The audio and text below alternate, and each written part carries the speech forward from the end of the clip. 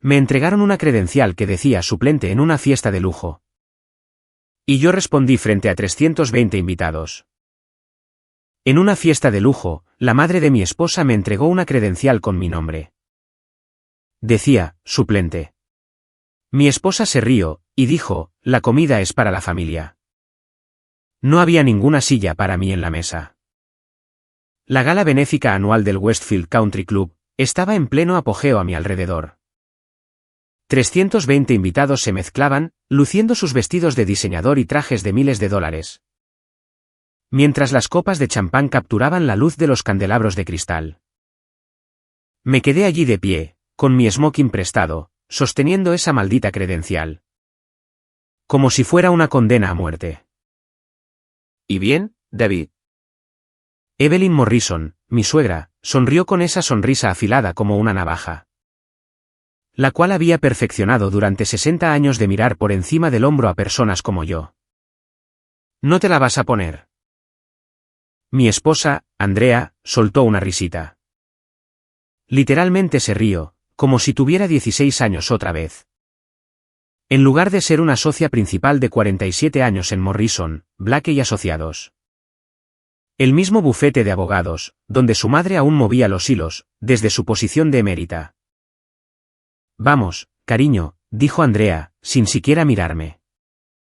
Estaba demasiado ocupada, ajustando la pajarita de Brandon Kellerman. Brandon, el chico de oro, un magnate de bienes raíces. Que de alguna manera se había convertido en amigo de la familia, durante los últimos 6 meses. No seas tan sensible. Sensible, claro. Porque objetar a ser tratado como el personal contratado, en el evento benéfico de mi propia esposa. Me hacía sensible. Miré alrededor de la mesa. 8 sillas para la familia. 7 ocupadas. La mía no faltaba, simplemente, nunca había estado allí. Lo habían planeado. Hasta el último detalle, incluyendo el mapa de asientos, que de alguna manera olvidó que yo existía. ¿Sabes qué? Dije, con mi voz transmitiendo esa calma particular, que llega justo antes de una tormenta. Tienes toda la razón. Me quité el anillo de bodas, 22 años de matrimonio resumidos en una simple alianza de oro. Y lo dejé en el centro de la mesa, justo al lado de la escultura de hielo de un cisne. Las conversaciones a nuestro alrededor murieron, como si alguien hubiera desconectado un enchufe. El rostro de Andrea palideció. David, ¿qué estás? Todos ustedes están jugando a las damas, dije, mirándolos a cada uno a los ojos. Yo estoy jugando al ajedrez. El silencio se tensó, como un cable tirante. 320 invitados, y se podía escuchar la caída de un alfiler. Los flashes de las cámaras comenzaron a dispararse, desde los fotógrafos de sociedad. Estacionados por todo el salón. Salí caminando. No corrí, no hice un escándalo, solo caminé. Mis pasos resonaban en el piso de mármol, como disparos.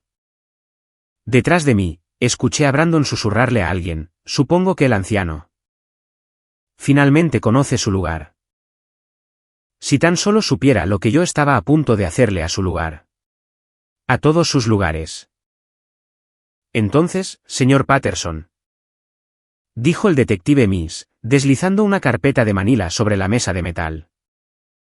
¿Quiere contarme sobre su relación con Brandon Kellerman? La sala de interrogatorios olía a café rancio, y a sueños rotos. Las luces fluorescentes zumbaban en el techo.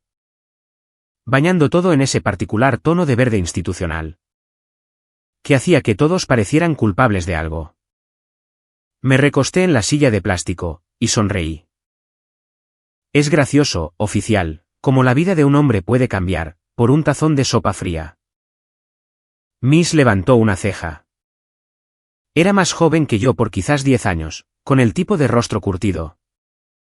Que proviene de ver demasiada estupidez humana. Soy el detective Miss, y no estoy seguro de que tiene que ver la sopa. Con el incidente del señor Kellerman. ¿Incidente? Hice rodar la palabra en mi boca, como un buen vino. Es así como lo estamos llamando. El señor Kellerman fue encontrado inconsciente, en el estacionamiento de su edificio. Ayer por la mañana. Las cámaras de seguridad lo muestran a usted en el área. Alrededor de la medianoche. Las cámaras de seguridad muestran muchas cosas, detective. Me muestran caminando. Por un estacionamiento público. Me muestran subiendo a mi camioneta. Y alejándome. Lo que no muestran, es que yo le haya puesto un dedo encima a Brandon Kellerman. Miss abrió la carpeta. Adentro había fotos del rostro de Brandon. Un ojo morado, el labio partido, la mandíbula magullada. Parecía que había aguantado 10 asaltos con Mike Tyson, y los había perdido todos. Él dice que usted lo atacó. Él dice muchas cosas. La mayoría de ellas son mentiras. Me incliné hacia adelante. Dígame, detective, el señor Kellerman mencionó. ¿Por qué yo podría haber estado en ese estacionamiento? Ilumíneme. Yo le estaba devolviendo algo que le pertenecía. Bueno. Técnicamente, algo que me había pedido prestado. Miss esperó. Buena técnica de interrogatorio. Dejar que el silencio haga el trabajo. Mi esposa, dije. Déjeme retroceder un poco. 3 días antes de esa conversación con el detective Miss, yo todavía era David Patterson. Un esposo fiel, y el exitoso dueño de una pequeña empresa. Yo dirigía Patterson Construcción. Nada del otro mundo, pero construíamos casas sólidas para familias trabajadoras. 22 años de matrimonio con Andrea, quien había ascendido de defensora pública a socia principal. Mientras yo mantenía el fuerte en casa. Yo estaba orgulloso de su éxito. Diablos, había sacrificado bastante, para ayudarla a llegar allí. Rechacé contratos más grandes, que me habrían llevado fuera de la ciudad. Me encargué de las cosas del hogar, para que ella pudiera trabajar hasta tarde. Interpreté el papel de esposo comprensivo, en cada fiesta de la firma, y en cada evento benéfico. El esposo comprensivo. El suplente. Debí haberlo visto venir.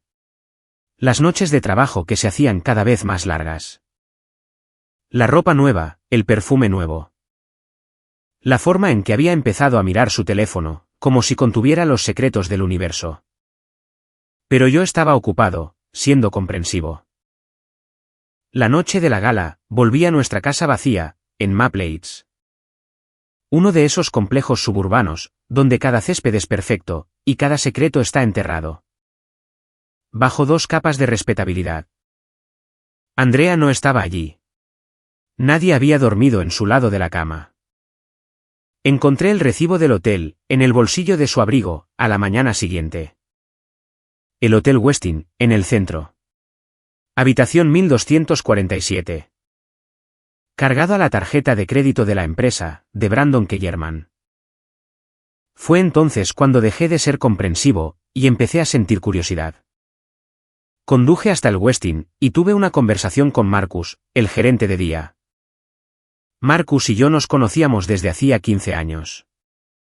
Yo le había construido su terraza, y él me recordaba como el tipo que rechazó el pago. Cuando su esposa se enfermó durante el proyecto. La habitación 1247 hectáreas ha estado reservada todos los martes y jueves, durante los últimos 3 meses. Me dijo Marcus, mientras tomábamos un café en el restaurante del hotel. La misma tarjeta de crédito cada vez. Martes y jueves. Las trasnochadas de Andrea en la oficina. Me senté en mi camioneta, en el estacionamiento del hotel, durante 1 hora, sacando cuentas. 3 meses. 24 noches.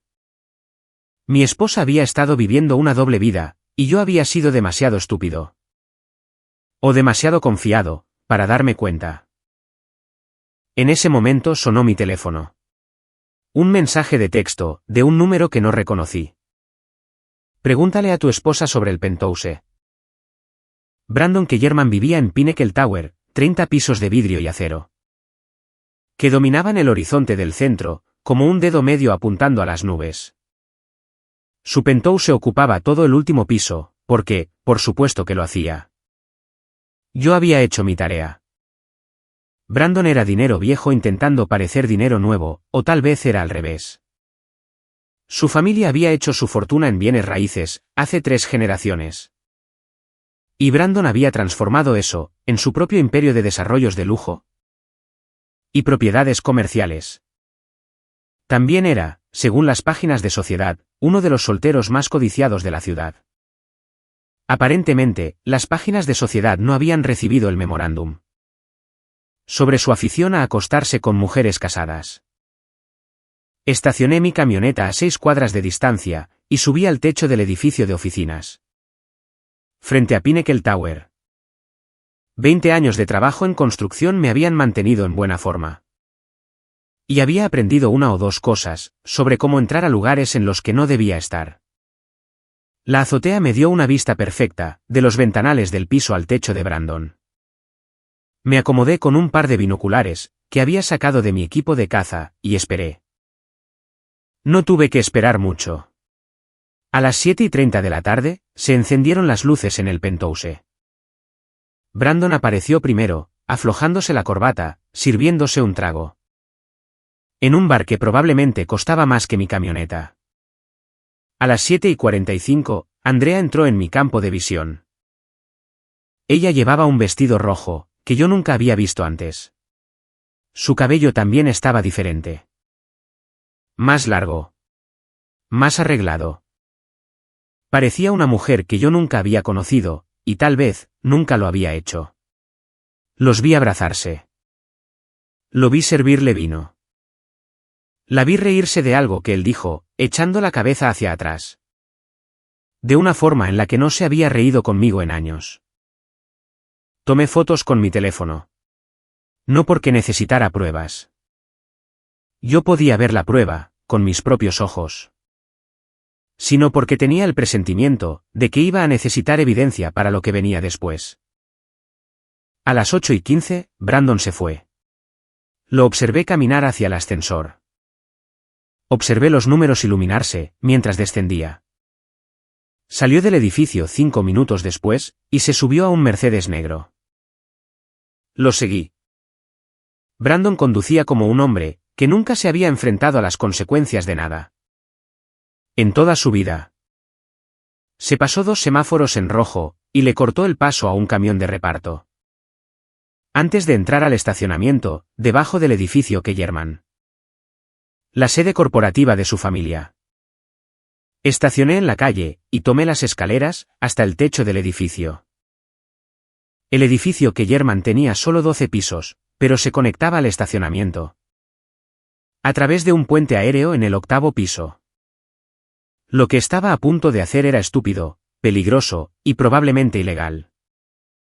Lo hice de todos modos. La puerta de acceso a la azotea estaba cerrada con llave. Pero las cerraduras nunca habían sido un gran desafío, para un hombre que había pasado 20 años colándose en sitios de construcción, para supervisar a sus equipos.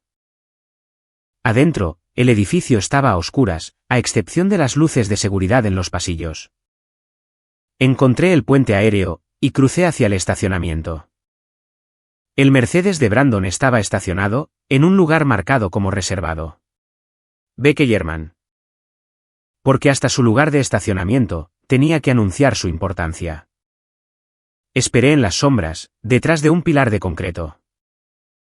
Brandon salió del ascensor 20 minutos más tarde, hablando en voz alta por su teléfono. No, ella no sospecha nada, estaba diciendo. El esposo es un simple obrero fracasado, un don nadie. Ella está lista para solicitar el divorcio. Tan pronto como resolvamos las finanzas. Salí de las sombras. Hola, Brandon. Se dio la vuelta, casi dejando caer su teléfono. ¿Debbie? ¿Qué diablos haces aquí? Lo curioso de ser un imbécil, dije, caminando lentamente hacia él. Es que la gente tiende a subestimarte. Brandon era más grande que yo, más joven, más alto, y probablemente más fuerte. Pero nunca había estado en una pelea real en su vida, y yo podía verlo en sus ojos. ¿El miedo? La comprensión de que su dinero y su nombre no lo iban a ayudar en este lugar. Mira, David, creo que ha habido una especie de malentendido. Ningún malentendido. Ya estaba lo suficientemente cerca, como para oler su costosa colonia. Te llevaste a mi esposa. Me humillaste frente a 300 personas. Y me llamaste un don nadie. Yo nunca dije. Sin embargo, tienes razón en una cosa. Soy de la clase obrera. ¿Sabes lo que eso significa? Brandon. Él negó con la cabeza. Significa que arreglo las cosas, que están rotas. Sonreí. Y tú, mi amigo, estás muy roto. No lo golpeé, no le puse un dedo encima, y no tuve que hacerlo. Brandon lanzó el primer golpe, un gancho salvaje y desesperado, que falló por unos 15 centímetros. Su propio impulso lo llevó hacia adelante, y yo simplemente me hice a un lado. Tropezó, enganchó su pie en la barrera de concreto del estacionamiento, y cayó pesadamente. Su rostro chocó contra el concreto, con un golpe húmedo y sordo. Me arrodillé a su lado, mientras él gemía y se daba la vuelta, con la sangre chorreando de su nariz. El asunto con el ajedrez, Brandon, es el siguiente, dije en voz baja. La reina es la pieza más poderosa del tablero, pero no es la más importante. Me puse de pie y me alejé, dejándolo sangrando en el suelo del garaje. El rey lo es. De vuelta en la sala de interrogatorios, el detective Miss me estudiaba. Como si yo fuera un rompecabezas, que él no podía resolver del todo. Entonces, está diciendo que el señor Kellerman lo atacó, y usted se defendió. Estoy diciendo que el señor Kellerman es un hombre torpe. Que no se fija por dónde camina. El concreto es implacable. Detective. Yo debería saberlo. Trabajo con él todos los días. Miss hojeó sus notas. Las imágenes de seguridad lo muestran a usted saliendo del garaje a las 12:17 am. El señor Kellerman no fue encontrado, hasta las 6:30 de la mañana siguiente. Una noche larga para él. Estuvo inconsciente por más de 6 horas. Como dije, el concreto es implacable. Miss cerró la carpeta. El señor Kellerman quiere presentar cargos. El señor Kellerman quiere muchas cosas. Eso no significa que las vaya a conseguir. Suena bastante confiado, para ser un hombre que podría enfrentarse a cargos por agresión. Me recosté en mi silla. Dígame, detective, ¿revisó los registros telefónicos del señor Kellerman? ¿Por qué haría eso? Porque si lo hiciera, encontraría unos mensajes de texto muy interesantes. Mensajes a mi esposa. Mensajes que podrían explicar por qué un hombre estaría lo suficientemente furioso como para atacar a alguien en un estacionamiento. Miss levantó una ceja. ¿Está diciendo que tiene evidencia de una aventura? Estoy diciendo que, si el señor Kellerman quiere convertir esto en un asunto público, yo estoy preparado para hacerlo muy público. El detective se quedó en silencio, por un largo momento. Luego, abrió la carpeta de nuevo, y sacó una sola hoja de papel. Qué curioso, dijo, el señor Kellerman llamó esta mañana. Dice que, después de todo, no quiere presentar cargos. Dice que todo fue un malentendido. Los malentendidos ocurren. Sí. Miss se puso de pie. Ocurren. Es libre de irse, señor Patterson. Pero déjeme darle un consejo. Manténgase alejado de Brandon Kellerman. No se preocupe, detective. Ya terminé con el señor Kellerman. Me levanté, y me dirigí hacia la puerta. Por ahora, agregué en voz baja. Tom Brennan era dueño de un gimnasio de boxeo, en la parte antigua de la ciudad, donde los edificios eran de ladrillo, y los sueños eran más pequeños, pero más honestos. Había sido mi mejor amigo desde la preparatoria, cuando ambos éramos jóvenes y estúpidos. Y creíamos que el mundo nos debía algo. Lo encontré en el gimnasio esa tarde, golpeando el saco pesado. Como si lo hubiera ofendido personalmente. Tom tenía 52 años, igual que yo, pero parecía que aún podía aguantar 10 asaltos. Con hombres que tenían la mitad de su edad. Escuché que tuviste algo de acción anoche, dijo él, sin detener su entrenamiento. Las noticias viajan rápido. Aún más rápido, cuando involucran a Brandon Kellerman tragando concreto. Tom lanzó un gancho de derecha, particularmente brutal. No puedo decir que lamente escucharlo. ¿Conoces a Brandon? Sé de él. Su familia es dueña de la mitad de los bienes raíces comerciales de esta ciudad. Incluyendo el edificio que solía albergar mi primer gimnasio. Tom finalmente dejó de golpear el saco, y se volvió para mirarme. Me echaron hace 10 años, para poder construir condominios. Nunca olvidé eso. Le conté todo. La aventura, los recibos del hotel, la humillación en la gala benéfica. Tom escuchó sin interrumpir, y su rostro se ensombrecía, con cada detalle. Entonces, ¿cuál es tu plan?, preguntó cuando terminé. Estoy trabajando en ello. Bueno, cuando lo decidas, cuenta conmigo. Tom, no puedo pedirte que. No me lo estás pidiendo. Me ofrezco de voluntario. Agarró 2 botellas de agua, de una mini nevera, y me lanzó una. Además, suena a que ese tal Brandon necesita aprender algunos modales. No es solo Brandon, es Andrea también. Y su madre. Toda la familia, Tom sonrió, pero no fue una expresión agradable. Aún mejor. Pasamos la siguiente hora planeando. Tom tenía contactos por toda la ciudad, sujetos que le debían favores, tipos que sabían cosas. Personas que podían hacer que las cosas pasaran, sin dejar huellas. La clave, dijo Tom, es golpearles donde les duele. No en sus caras. Eso es tiempo en prisión. Golpea sus billeteras.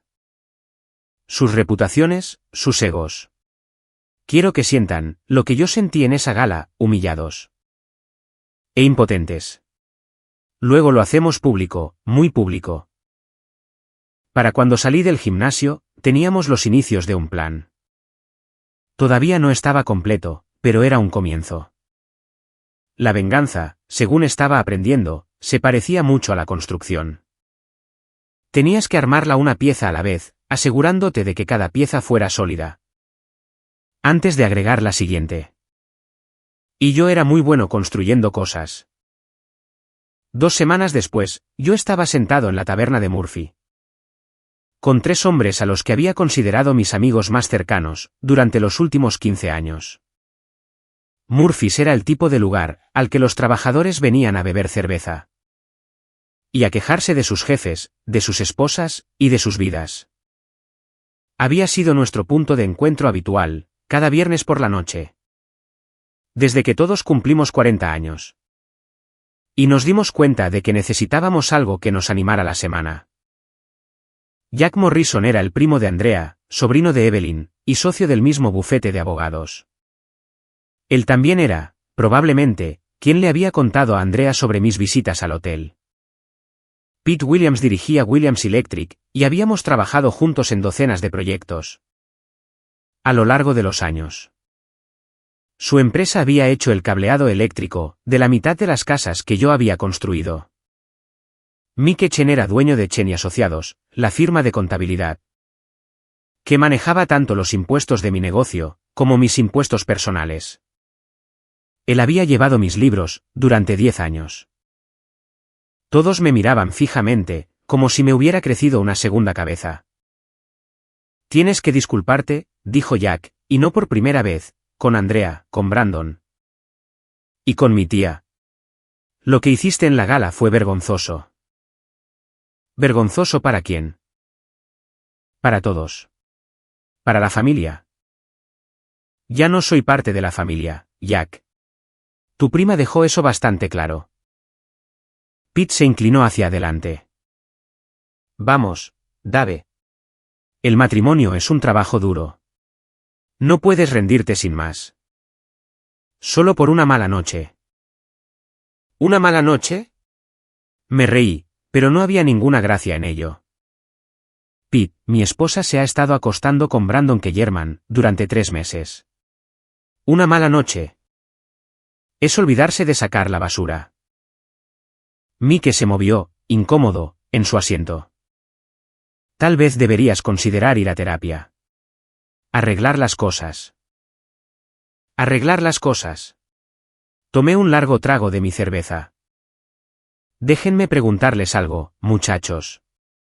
¿Ustedes lo sabían? El silencio se tensó, como un cable tirante. Lo sabían, repetí. Jack fue el primero en ceder. Sospechábamos que algo podría ser. ¿Complicado? ¿Complicado? Otra gran palabra. Entonces, ustedes sabían que mi esposa me estaba engañando, y no dijeron nada. No era nuestro asunto, dijo Pete. Pero sí es su asunto decirme. ¿Qué le pida disculpas al hombre que se ha estado acostando con mi esposa? David, estás siendo irrazonable, dijo Mike. Estas son personas importantes. La familia de Andrea. Tiene contactos por toda la ciudad. La familia de Brandon. Es dueña de la mitad del centro. No puedes simplemente declararles la guerra, y esperar ganar. Obsérvenme. Jack se recostó en su silla. ¿Sabes cuál es tu problema, Dave? Siempre has sido un tipo de poca monta. Intentando jugar en las grandes ligas. Andrea te superó hace años. Tal vez. Sea hora de que lo aceptes. Fue entonces cuando lo entendí. Estos ya no eran mis amigos.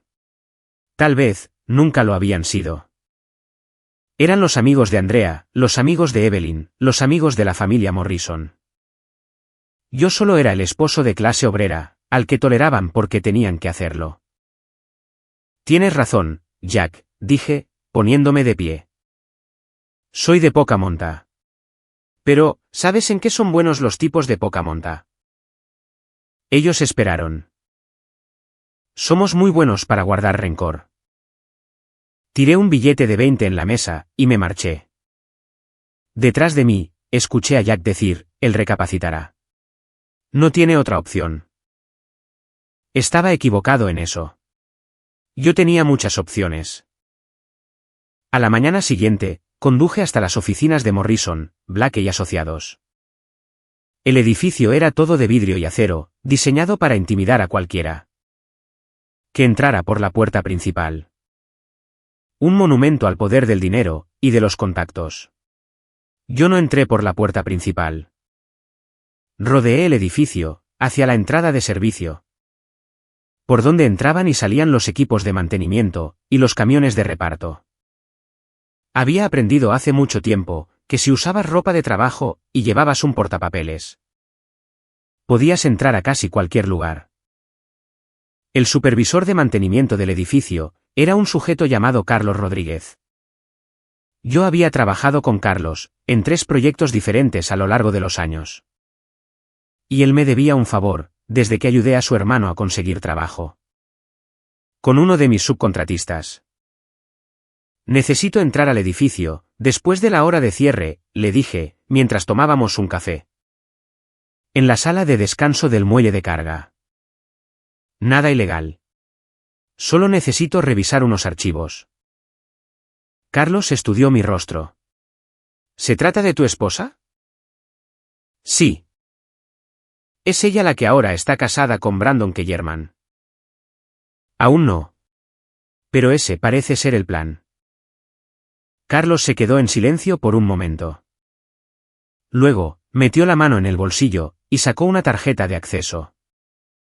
Las cámaras de seguridad se reinician cada 4 horas, dijo. Entre las 2:12 de la noche y las 3:12 de la noche. Solo están mostrando grabaciones viejas. No obtuviste esto de mí. Yo nunca estuve aquí. Esa noche, entré sin ayuda al edificio de Morrison, Black y Asociados. Y me dirigí a la oficina de Andrea, en el piso 15. Su computadora estaba protegida con contraseña, pero yo había estado casado con ella, durante años. Conocía sus contraseñas, nuestro aniversario, el cumpleaños de nuestra hija. Variaciones sobre los mismos temas. Acerté al tercer intento. El correo electrónico de Andrea era una mina de oro. No solo por los mensajes personales entre ella y Brandon, aunque esos ya eran bastante malos, sino por la correspondencia de negocios. Andrea había estado compartiendo información confidencial de sus clientes con Brandon. Información que él había usado para hacer inversiones estratégicas en bienes raíces. Técnicamente no era ilegal, pero definitivamente era poco ético. El tipo de cosa que podría hacer que un abogado fuera inhabilitado. Si las personas correctas se enteraban. Copié todo en una memoria USB y salí del edificio, por la misma ruta por la que había entrado. La siguiente fase de mi plan iba a requerir ayuda. Me reuní con Tom nuevamente, la noche siguiente. Esta vez no estábamos solos. Tom había traído a María Santos, una periodista independiente, que había estado intentando exponer la corrupción en el mercado inmobiliario de la ciudad durante los últimos 2 años. María tenía unos 30 años, con el tipo de inteligencia aguda que provenía de años de escarbar en historias que las personas poderosas no querían que se contaran. Ella había estado investigando las prácticas comerciales de la familia Kellerman. Y estaba muy interesada en lo que yo tenía para ofrecer. Esto es bueno, dijo ella, desplazándose por los archivos en mi memoria USB. Realmente bueno. Tu esposa, básicamente, estaba actuando como una fuente interna para los negocios inmobiliarios de Kellerman. Él sabía qué propiedades iban a estar involucradas en demandas, qué desarrollos iban a enfrentar problemas de zonificación y qué negocios estaban en problemas financieros. ¿Es suficiente?, pregunté. Es un comienzo, pero si vamos a derribarlos a ambos, necesitamos más. ¿Qué tipo de más? María sonrió. Necesitamos que confiesen. Ella me explicó su plan. Era arriesgado, pero también era brillante. Íbamos a preparar una situación donde Andrea y Brandon se incriminarían a sí mismos. Y nosotros íbamos a grabar cada palabra. La clave era hacerles creer que estaban a salvo. 3 días después, llamé a Andrea y le pedí que nos reuniéramos para tomar un café. Ella aceptó, probablemente pensando que yo estaba listo para discutir los términos del divorcio. Nos encontramos en un pequeño café del centro, el tipo de lugar donde los abogados y empresarios llevaban a cabo conversaciones privadas. Yo había elegido el lugar cuidadosamente. María estaba sentada en una mesa, al otro lado del salón, con su computadora portátil abierta, luciendo como cualquier otro profesional independiente trabajando en una historia. Ella también estaba grabando todo, a través de un sistema de micrófonos de alta tecnología que Tom había conseguido mediante sus contactos, poco legales. Te ves terrible, dijo Andrea, cuando se sentó frente a mí. Gracias.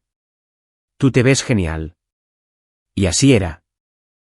Llevaba un atuendo nuevo, su cabello estaba perfectamente peinado, y su maquillaje era impecable. Parecía una mujer que había encontrado la felicidad, y eso hizo que lo que yo estaba a punto de hacer fuera más fácil. Quiero hablar sobre el divorcio, le dije. Bien. Ya es hora de que manejemos esto, como adultos. Estoy de acuerdo, pero primero quiero entender algo. ¿Cuánto tiempo llevas con Brandon? Andrea suspiró. David, no creo que. Por favor, necesito saberlo. 6 meses, dijo finalmente. Empezó en la reunión de la familia Morrison, la primavera pasada. ¿Y has estado compartiendo la información de tus clientes con él? Su rostro palideció. ¿De qué estás hablando? El acuerdo de desarrollo de Westfield, la demanda de Industrias Patterson. La reestructuración del fideicomiso Morrison. Le has estado proporcionando información privilegiada. Durante meses. No sé qué es lo que crees que sabes. Lo sé todo, Andrea. Sé lo de las habitaciones de hotel, los negocios. Y los planes para humillarme en la gala. Sé que has estado planeando este divorcio. Desde antes de que yo siquiera sospechara algo. Andrea se quedó en silencio por un largo momento. Cuando volvió a hablar, su voz era diferente, más fría. Nunca se supuso que te enterarías así. ¿Y cómo se suponía que iba a enterarme? Íbamos a decírtelo, después de las elecciones. ¿Cuáles elecciones? Brandon se postulará para el Concejo Municipal. El próximo año. No podíamos tener un escándalo durante la campaña. Entonces, ibais a esperar, hasta después de que él fuera elegido, para divorciarte de mí. Habría sido más limpio. La miré fijamente. Esta mujer, con la que había estado casado durante 22 años, a la que había apoyado, amado y en la que había confiado, estaba hablando de nuestro matrimonio. Como si fuera una simple transacción comercial. Más limpio, repetí. David, tienes que entender. Entiendo perfectamente. Me puse de pie. Entiendo que eres una mujer mentirosa, infiel y manipuladora, que vendió a sus clientes. Por un hombre que no te ve más que como un peldaño, para alcanzar un cargo político. Eso no es verdad. Todo es verdad. Y mañana por la mañana, todos los demás, también lo van a entender. Me fui caminando, dejándola sentada sola en la mesa. Detrás de mí, la escuché marcando frenéticamente en su teléfono. Brandon, dijo, tenemos un problema. La noticia estalló un martes por la mañana. María había hecho bien su trabajo, combinando la evidencia de la computadora de Andrea con la conversación grabada en el café. El titular en el City Tribune decía, abogada acusada de compartir secretos de clientes con su novio promotor inmobiliario. El artículo detallaba todo. La aventura, la información privilegiada, y la línea de tiempo planeada para el divorcio. Vinculada a las ambiciones políticas de Brandon. Pintaba un cuadro de dos personas, que habían puesto sus deseos personales por encima de la ética profesional y de las obligaciones legales. Para el mediodía, la historia había sido retomada por las estaciones de televisión. Para la noche, era tendencia en las redes sociales. Vi la cobertura de las noticias desde el gimnasio de Tom, rodeado por una docena de muchachos que me conocían desde hacía años, y que finalmente, estaban viendo la verdadera historia. Cielos, Dave, dijo uno de ellos. Ella de verdad te jodió. Sí, lo hizo. Mi teléfono había estado sonando todo el día. Periodistas, abogados, y amigos de los que no había sabido nada en años. Había ignorado la mayoría de las llamadas, pero había una que tenía que contestar. Papá.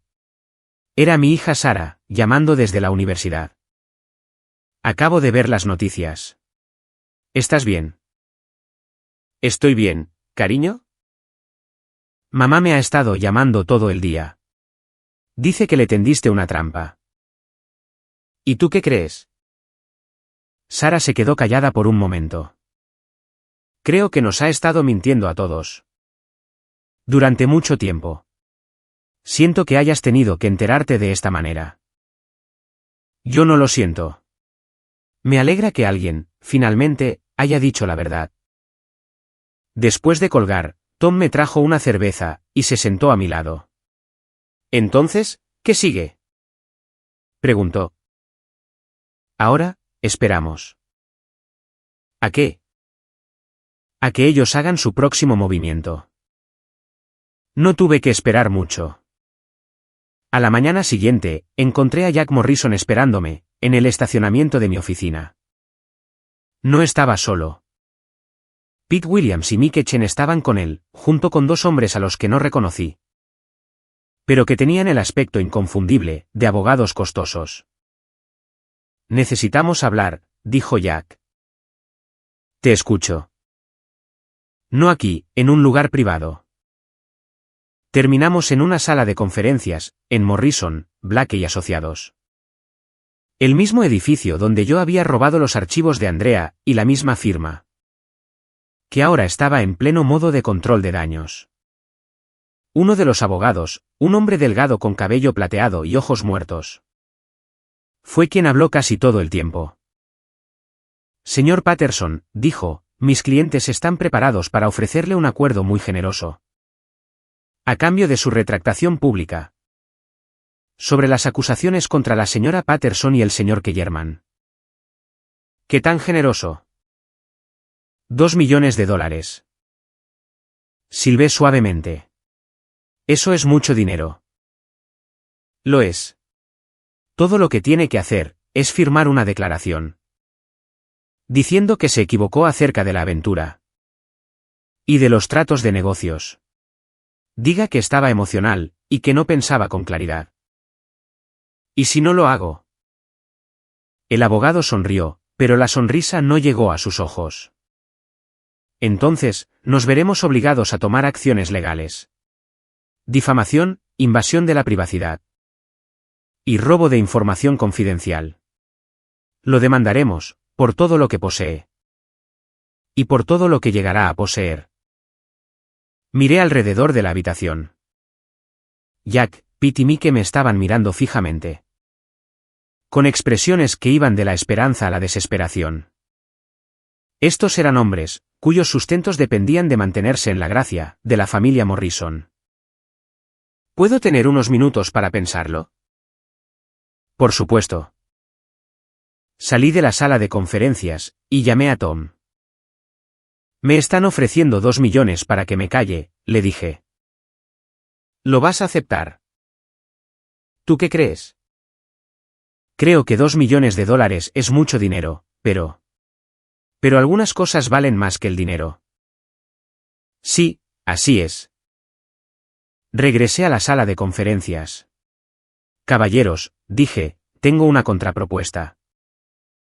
Ellos esperaron. Váyanse al diablo. La guerra escaló rápidamente después de eso. La familia Morrison y Brandon Kellerman me lanzaron todo lo que tenían.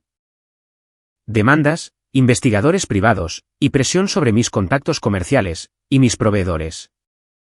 En menos de una semana, había perdido 3 contratos importantes. Y a 2 de mis mejores subcontratistas. Pero yo llevaba en los negocios durante 20 años, y había aprendido a sobrellevar las tormentas. Aún más importante, tenía aliados de los que ellos no sabían nada. La historia de María había abierto las compuertas. Otras personas dieron un paso al frente. Con sus propias historias sobre las prácticas comerciales de la familia Kellerman.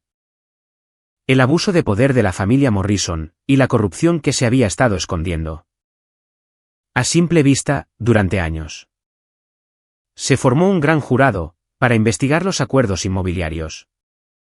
El Colegio de Abogados del Estado, abrió una investigación de ética sobre la conducta de Andrea. La campaña de Brandon para el Concejo Municipal colapsó. Antes de siquiera haber comenzado oficialmente. Pero yo no estaba satisfecho. Quería algo más que consecuencias profesionales, quería humillación personal. Quería que sintieran, exactamente, lo que yo había sentido en aquella gala benéfica. Quería que entendieran, lo que significaba ser completamente impotente. La oportunidad llegó 3 semanas después. La fiesta anual de verano de la familia Morrison, en su finca en Maple Heights. La misma fiesta donde yo había conocido a Andrea hacía 25 años, cuando éramos jóvenes y estúpidos. Y creíamos que el amor todo lo podía. Se suponía que la fiesta sería una demostración de fuerza. Una prueba de que la familia estaba superando el escándalo, y que emergería más fuerte que nunca. 200 invitados, incluyendo jueces, políticos, líderes empresariales, y reporteros de sociedad. Yo no estaba invitado, por supuesto. Pero Tom conocía a un tipo, que conocía a un tipo, que trabajaba para la empresa de catering. A las 8:30 p.m., justo cuando Evelyn Morrison estaba dando su discurso anual. Sobre los valores familiares y el servicio comunitario, las luces se apagaron. Cuando volvieron a encenderse 30 segundos después, cada pantalla de televisión de la casa estaba mostrando una presentación, con los mensajes de texto de Andrea y Brandon. Los más explícitos. Esos en los que se reían de mi estupidez, planeaban su futuro juntos. Y discutían cuáles de mis bienes podrían reclamar en el divorcio. Las pantallas también mostraron registros financieros que documentaban el esquema de uso de información privilegiada. Los correos electrónicos entre Brandon y los funcionarios de la ciudad sobre cambios de zonificación. Y las conversaciones telefónicas grabadas, donde Evelyn Morrison discutía sobre cómo sobornar a un juez. Observé desde el otro lado de la calle, cómo el caos estallaba dentro de la mansión. Los invitados huían, como si el edificio estuviera en llamas. Los equipos de noticias llegaron en cuestión de minutos. Alguien les había avisado de forma anónima sobre una gran noticia que estaba ocurriendo en la propiedad de los Morrison. Para la medianoche, todo estaba en las redes sociales. Para la mañana, sería noticia a nivel nacional. Conduje de regreso a mi casa vacía, y me serví un trago. En la televisión, un presentador de noticias estaba discutiendo el escándalo de Morrison y Kellerman y sus implicaciones para la corrupción en el gobierno local. Mi teléfono sonó. Era Andrea. Nos destruiste, dijo ella. Su voz sonaba vacía y derrotada. No, le dije, ustedes se destruyeron a sí mismos. Yo solo me aseguré de que todos los demás pudieran verlo. El colegio de abogados me va a inhabilitar. La empresa de Brandon está bajo investigación federal. Su familia lo ha cortado financieramente por completo. Hemos perdido todo. Me alegra. ¿Cómo puedes decir eso? Estuvimos casados durante 22 años. ¿Acaso eso no significa nada para ti? Significaba todo para mí. Por eso es que me duele tanto. Ella estaba llorando ahora. ¿Qué es lo que quieres de nosotros? ¿Qué hará falta para que te detengas? Pensé en esa pregunta, por un largo momento. Quiero que recuerdes este sentimiento, le dije finalmente. Quiero que recuerdes lo que se siente cuando tu vida es destruida por alguien en quien confiabas. Quiero que recuerdes lo que se siente ser humillada frente a todos los que conoces. Debbie. Quiero que recuerdes que tú te hiciste esto a ti misma. Colgué. Afuera, empezó a llover. Me senté en mi sala de estar, escuchando el agua golpear las ventanas, y me di cuenta de que, por primera vez en meses, me sentía en paz. La venganza, según descubrí, era un plato que se servía mejor, con una guarnición de justicia. 3 meses después, Andrea fue inhabilitada, y estaba trabajando como asistente legal para una pequeña firma en otro estado. Brandon Kellerman se enfrentaba a cargos federales, por fraude y corrupción. Su imperio inmobiliario había colapsado, y se había visto obligado a mudarse de nuevo con sus padres. Evelyn Morrison había renunciado al bufete de abogados que ayudó a construir. Y se enfrentaba a sus propios problemas legales. Jack, Pete y Mick habían intentado reconciliarse conmigo, pero yo no estaba interesado. Algunos puentes, una vez quemados, no podían reconstruirse. Una noche, yo estaba sentado en el gimnasio de Tom, mirándolo entrenar a un joven peleador que me recordaba a mí mismo a esa edad, hambriento, decidido, y listo para enfrentarse al mundo. ¿Algún arrepentimiento?, preguntó Tom. Lo pensé un poco. Solo uno. ¿Cuál es? Debí haberlo hecho antes. Tom se rió. ¿Sabes cuál era tu problema, Dave? Estabas jugando su juego. Con sus reglas. En cuanto empezaste a jugar con tus propias reglas, ganaste. Sí, así fue. Mi teléfono vibró. Un mensaje de texto de un número desconocido. Crees que has ganado, pero esto no ha terminado. Algunos de nosotros tenemos buena memoria. Le mostré el mensaje a Tom. Lo leyó, y se encogió de hombros. Probablemente sea uno de los primos Morrison. O tal vez sea Brandon. Intentando sonar rudo desde el sótano de sus padres. Debería preocuparme. ¿Por qué? No te queda nada que perder, y a ellos no les queda nada con que pelear. Tom sonrió. Además, ahora tienes amigos. Amigos de verdad. Él tenía razón. Durante los últimos meses, descubrí que había muchas personas en esta ciudad que habían estado esperando que alguien se enfrentara a familias, como los Morrison y los Kellerman. Personas que habían sido pisoteadas, engañadas, humilladas o ignoradas. Personas como yo. Borré el mensaje amenazante, y guardé mi teléfono. Que vengan. Yo ya no era el mismo hombre, que se había sentado en silencio en aquella gala benéfica. Mientras su esposa y su familia, lo trataban como a un empleado doméstico. Yo era el hombre que había derribado a dos de las familias más poderosas de la ciudad. Usando nada más que la verdad, y la voluntad de pelear. Yo era el hombre que había convertido el ser subestimado, en un arma. Yo era el suplente, que se había convertido en el jugador más peligroso de la cancha. Y apenas estaba empezando.